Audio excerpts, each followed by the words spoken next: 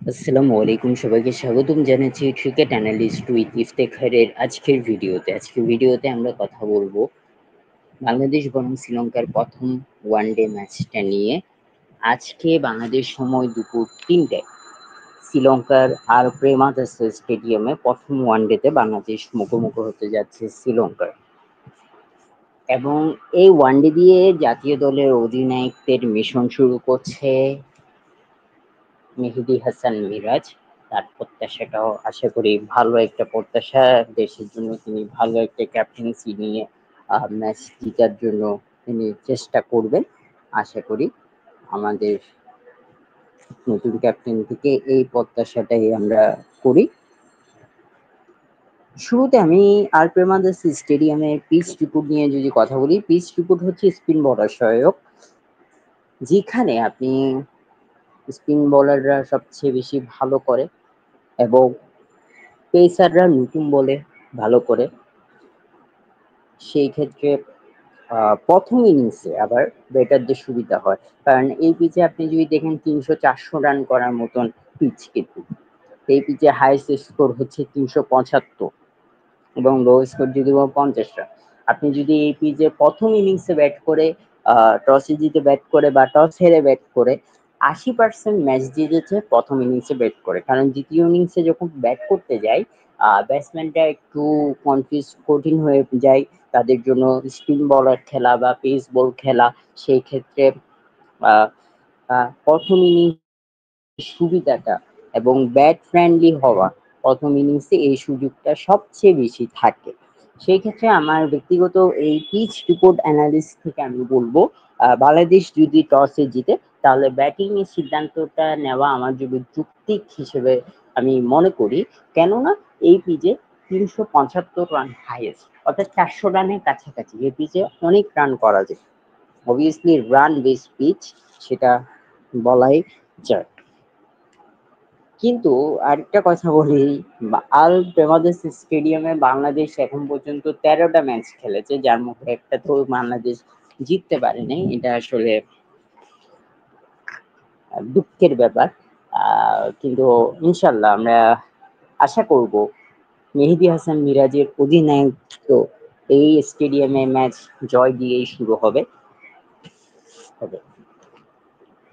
অন্যদিকে আমি যদি একটু বাংলাদেশ বনাম শ্রীলঙ্কার হেড টু হেড পরিসংখ্যানটা আপনাদেরকে দেখাই, তাহলে বাংলাদেশ এখন পর্যন্ত ৫৭টা ম্যাচ শ্রীলঙ্কার এগেনস্টে খেলেছে, যেখানে শ্রীলঙ্কা অনেকটাই এগিয়ে আছে।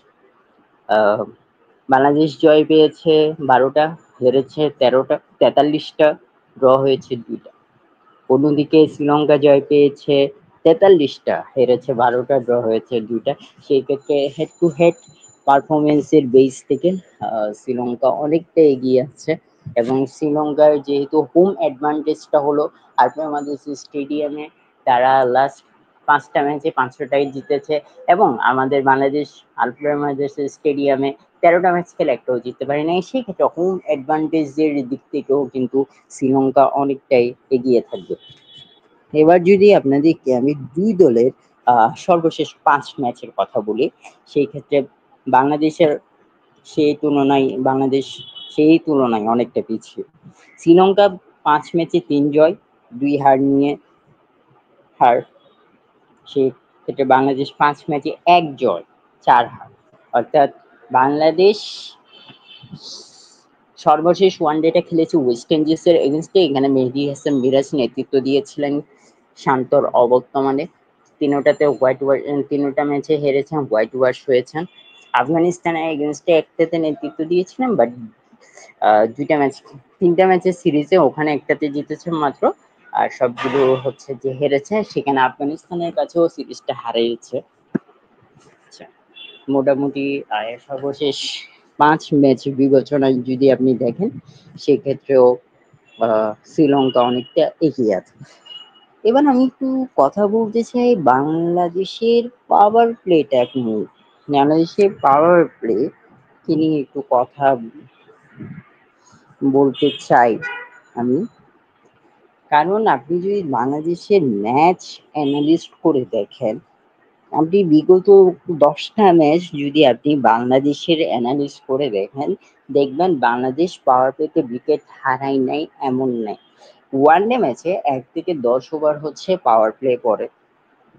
১ থেকে ১০ ওভারের মধ্যে বাংলাদেশ এমনও আছে যে আপনার ৯.৫ বল, ৯ ওভার ৫ বলে গিয়েও উইকেট হারিয়েছে। অর্থাৎ পাওয়ার প্লেতে বাংলাদেশের একটু উন্নতি করা উচিত। সেই ক্ষেত্রে আপনি যদি চিন্তা করেন, এই যে শেষ ৫টা ম্যাচে আমি আপনাদেরকে পাওয়ার প্লের উইকেটটা দেখাচ্ছি বাংলাদেশের। ওয়েস্ট ইন্ডিজ বনাম বাংলাদেশের প্রথম ওডিআইতে ২টা উইকেট পাওয়ার প্লেতেই হারিয়েছে। একটা হচ্ছে ৪ ওভার ৫ বলে, ৭ ওভার ২ বল। দ্বিতীয় ওডিআইতে ৩ ওভার ১ বলে একটা, ৭ ওভার ৬ বলে একটা, অর্থাৎ ৮ ওভার ৭ ওভার শেষ বলে, অর্থাৎ ৯ ওভার ৫ বলে। তৃতীয় ওডিআইতে দেখেন ২ ওভার ২ বলে একটা, ২ ওভার ৪ বলে একটা। আফগানিস্তানের সাথে দ্বিতীয় ওডিআইতে দেখেন ৪৩ ৮ ওভার ৩ বলে একটা, ৯ ওভার ১ বলে একটা, এবং থার্ড ওডিআইতে ৩ ওভার ২ বলে একটা উইকেট হারিয়েছে। মানে বাংলাদেশ পাওয়ার প্লের দিক থেকে অনেকটা উইকনেস আছে বাংলাদেশ। সেই ক্ষেত্রে আহ, এটাকে একটু বাংলাদেশ উন্নতি করতে হবে। যেমন আজকে খেলা যারা টপ অর্ডারে নামবে, অন্তত পাওয়ার প্লেটা তারা যদি ধীরে সুস্থে খেলে ৭০-৮০ রান করতে পারে এনাফ। কারণ আপনি চিন্তা করেন এই পিচে প্রায় ৪০০ রান করার এবিলিটি এই মাঠে রয়েছে। এই মাঠে প্রচুর রান হয়, আর প্রেমাদাস স্টেডিয়ামে প্রচুর রান হয়। ৩৭৫ রান হচ্ছে এই পিচে হাইয়েস্ট। সেক্ষেত্রে বাংলাদেশ যদি পাওয়ার প্লে ব্যর্থতা হয়, পাওয়ার প্লেতেই যদি উইকেটটা হারাই ফেলে, তাহলে বাংলাদেশের জন্য আর কিছু করার নেই। সেক্ষেত্রে যে যারাই ওপেনিং এ নামবেন তাদেরকে একটু সতর্কতার সাথে যদি তারা খেলে, ম্যাচটা খেলে, আমার কাছে মনে হয় বাংলাদেশ ভালো কিছু করতে পারবে। এবার আমার ব্যক্তিগত অ্যানালিস থেকে সম্ভাব্য একাদশে কারা কারা থাকছেন সেটা আমি একটু আপনাদেরকে বলি। তানজিদ হাসান তামিম, তিনি নিয়মিত ওপেনিং করছেন বাংলাদেশের হয়ে এবং দুর্দান্ত ফর্মে আছেন তিনি। ঘরোয়া ক্রিকেটেও দুর্দান্ত ফর্মে আছেন, ডোমেস্টিক ক্রিকেটে এবং ন্যাশনাল টিমের হয়েও তিনি খেলছেন, ভালোই খেলছেন। অন্যদিকে নাইম শেখ ২ বছর পর ওয়ানডে সিরিজে ফিরেছেন। তাকে আমি দলে রেখেছি তার ডোমেস্টিক ক্রিকেট, অর্থাৎ ঘরোয়া ক্রিকেটের পারফরমেন্সে বেস করে আমি তাকে দলে রেখেছি। ৩ নম্বর পজিশনে নাজমুল হাসান শান্তই থাকেন, অবভিয়াসলি তিনি দুর্দান্ত খেলেন। ৪ নম্বর পজিশনে মেহেদী মিরাজ কেন রেখেছি, আপনি যদি দেখেন ওয়েস্ট ইন্ডিজের এগেনস্টে ৩টা এবং আফগানিস্তানের এগেনস্টে ১টা, মোট ৪টা দলে ক্যাপ্টেন্সি করেছেন হচ্ছে নাজমুল হাসান সরি মেহেদী মিরাজ। সেই ৪টাতে তিনি ৪ নম্বর পজিশনে ব্যাট করেছেন এবং ৩টা 50 তার আছে। তো আমার মনে হয় না ক্যাপ্টেন মিরাজ ৪ নম্বর পজিশনটা ছেড়ে দিবে। বাট হ্যাঁ, দলের প্রয়োজনে তিনি ৪ বা ৫, ৫, ৬, ৭-এও নেমে আসতে পারেন। হ্যাঁ, যে এখন তিনি যেহেতু নিয়মিত ন্যাশনাল টিমে ওয়ানডে ক্যাপ্টেন, তার কারণে তিনি এটা করতে পারেন। ৫ নম্বরে তহিদ হৃদয়, ৬ নম্বরে জাকের আলী, তারা দুইজন এই ২টা পজিশনে ভালোই খেলছে। ৭ নম্বরে গিয়ে শামীম হোসেন বা লিটন। লিটন দাসের বর্তমান ৫-৭টা ম্যাচের পারফরমেন্স যদি দেখেন, সেই ক্ষেত্রে এতটা ভালো না, আশানুরূপ না। সেই ক্ষেত্রে লিটন দাস কি আদৌ একাদশের জায়গা পাবে? তার কারণে আমি এই দুজনকে ৭ নম্বর পজিশনে রেখেছি। শামীম হোসেন স্পিনার হিসেবে তিনি খেলতে পারেন।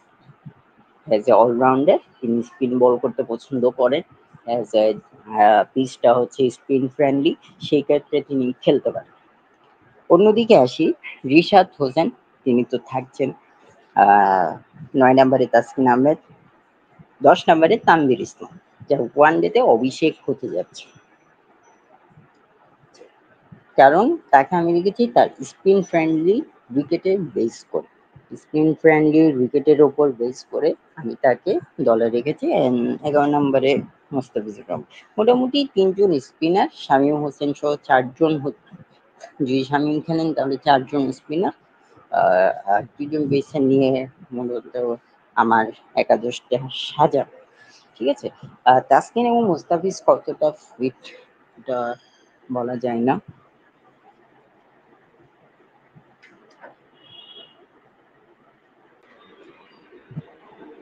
এই ২ জন তাসকিন এবং মুস্তাফিজের কথা বলছিলাম, তারা কতটা ফিট আমরা এখনো বলতে পারি না।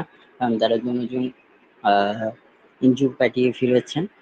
সেই ক্ষেত্রে তাদের দিকেও বাংলাদেশের বোলিং ইউনিট তাকায় থাকবে। যদি তাসকিনকে তেমন অনুশীলনে দেখা যায়নি, মুস্তাফিজকে দেখা গিয়েছে। তাসকিন যদি একাদশে না খেলে সেই জায়গায় তানজিদ হাসান সাকিব বা হাসান মাহমুদ এই দুজন বেস্ট অপশন হতে পারে বলে আমি মনে করি। তো এটা ছিল পুরো ম্যাচ নিয়ে আমার বিশ্লেষণ। আপনাদের মতে বাংলাদেশের একাদশ কেমন হতে পারে এবং বাংলাদেশ এই ম্যাচে কেমন করে খেলবে জানাতে পারেন কমেন্ট বক্সে।